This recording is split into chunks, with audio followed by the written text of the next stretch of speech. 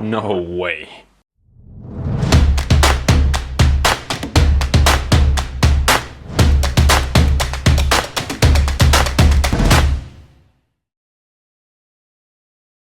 What's up everybody? Today we're going to be looking at your videos that you've sent in for the SAmasterclass hashtag. So let's start with number 1.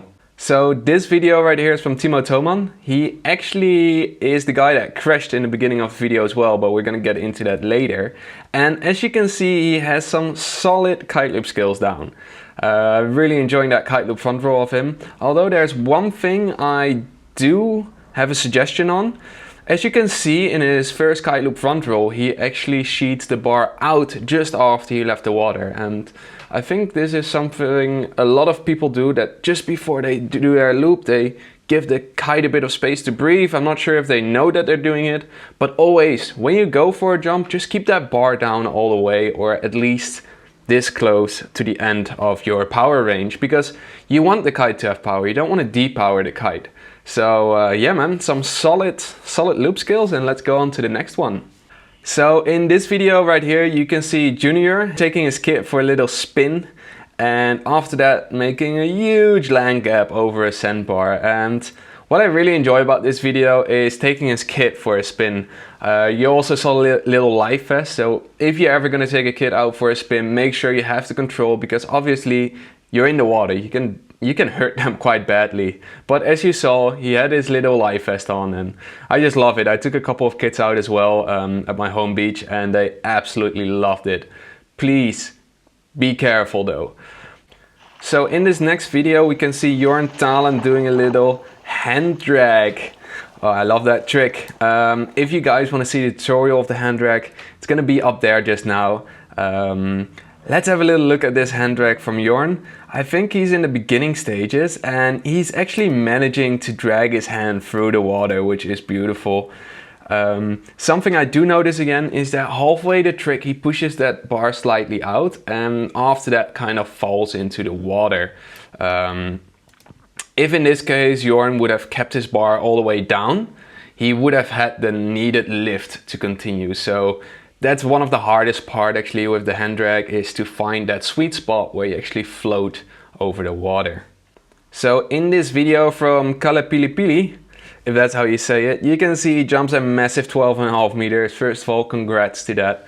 That's some really solid boosting over there. And my guess is that he did it with the Woo, and the Woo is actually a really awesome device to have a lot of fun out there on the water and take the competition to your friends. Something I do notice on the jump, or especially the down loop, is that just before the down loop again, so the jump is perfect, bar is all the way down, but just as he does the down loop, that bar sheets out. So the kite goes for that down loop, and then as it in front of him, he sheets it out. And this is one of those moments where the kite will catch extra power because it's gonna build up speed. So it's gonna kind of drop you a little bit, but at the same time it's gonna go lower through that wind window with a lot more speed, because with the bar out, the kite doesn't steer that hard anymore, and this can bring you out of balance. So always when you do down loops for your landing, try to keep that bar all the way in. So in this next video you can see Jorn Talen again boosting some tricks in a little area in the Netherlands, and proper back roll, double back roll crash, and a sweet kite loop. One of the reasons why I like this video is because it's actually a spot that I kited myself as well. It's a super fun spot in the Netherlands. It's very small though, so don't get your hopes up, but it's just a little corner where you can do a right foot forward tricks. And what you can see is that kite loop that he just did there is a beautiful example of how you can start doing kite loops. Kite loops don't always have to be huge, they don't always have to be big. Obviously when the wind picks up, they're gonna become a lot higher and a lot bigger, but they can also be done in lower winds at a very fun and playful way. So don't think you need to go huge if you want to do your first kite loops. This was a perfect example of how a lower wind kite loop can be done as well. Then looking at his S-band is solid. Something he could maybe do is on the takeoff, if you initiate that rotation a little bit later, you're gonna get more horizontal, and that's what the S-bend is more known for, is the horizontalness you can get into it. And you can achieve that by first doing a Rayleigh, followed by an S-bend just before the apex of your jump. Alright, so the kite loop board off is something people are getting into more and more. I think it became a bit more accessible because so many riders are doing it, and therefore people get the balls to give it a try as well. So over here we got Liam, and Liam Kiteboarding also gave it a try. First of all, props for that, because it does take some convincing of yourself to start trying. I know all about it. And when we look at this, the kite loop board off is something that you really want to have your board off skills down. It's super important to be landing your board offs for about 80%. And then in the kite loop board off, you're actually gonna have to fall, and you're gonna have to hold on to that board, because every time you do it, you feel like you're gonna plunge into the water and you just want to get rid of that board. But the moment you put your board on is actually coming later in the kite loop.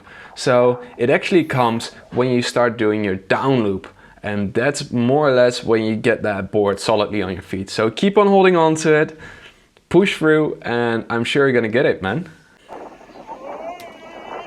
So yeah, damn man, that crash still stays super bad. I actually contacted Timo, or Timo actually contacted me after this and sent me a little close-up video that I'm gonna play for you now. And something that you can really see in there is, it doesn't make sense. Like, how did he crash? And when I talked to him, he actually said it was one of his last loops. Well, obviously it was his last loop in that session. And due to the cold, he kind of slipped off his bar and tried to correct one side, which was the wrong side. So this is something that you often see with exhaustion, and especially if you had a long session in these super strong wind conditions, your body is going to get tired and you're going to make small mistakes. And if you add cold to that equation, it becomes a lot worse. It's always hard to know when to stop. For instance, I really stopped practicing or taking risks halfway through my session, or even 3/4 through my session, and that's a 1-hour session, by the way, because I know I'm gonna make mistakes that are gonna be hard. Luckily, Timo was all fine after this. He was on the water 4 days later again.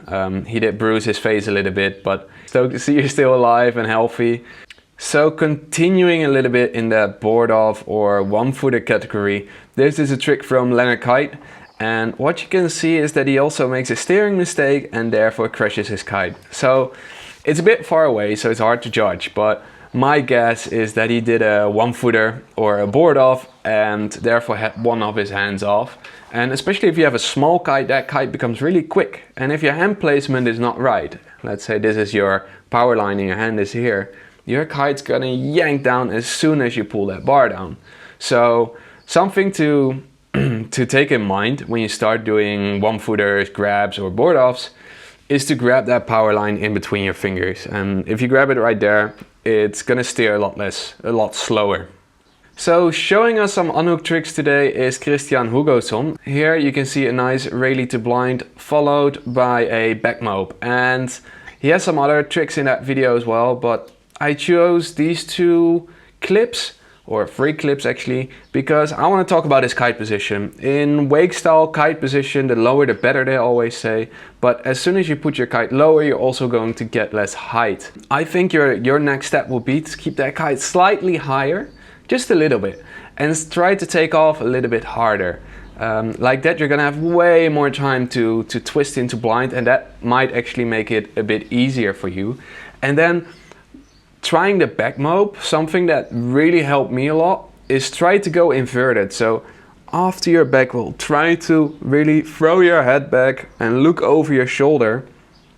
And like that, you can really throw yourself into an inverted rotation or slightly more inverted, and then you're gonna fall onto that bar. So we got some more kite loops over here from Kite and Surf, and they're all very, very solid loops. And then if we start looking at his description, he says, though the wind was quite strong that day, I really struggled to get legit kite angles. First of all, let me say, dude, those were legit kite angles. I know what you're talking about, but for these type of conditions, I think you did a perfect job. A lot of people see our kites very low. It's often because we're doing tricks from kickers, and that gives you some extra height, and therefore you can steer that kite lower. Another way that we get the kite really low is by taking shorter lines. But if you're on flat water with normal 20-meter lines, it's going to be super hard to get that kite perfectly level. So keep that in mind when riding out there. So when I look at this video, man, you did a perfect job riding out there.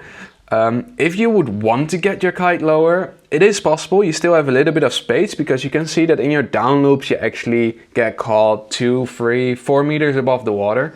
And if you really want to get that kite low, you're going to get caught 1 meter above the water. But with that comes a lot of risk. And with that, we actually get to the end of this video. I hope you guys enjoyed it. If so, subscribe, blah, blah, blah, blah, blah. Do all those things. Comment, leave me a comment. Let me know what you think. Keep on using the SAmasterclass hashtag, and I'll see you next week.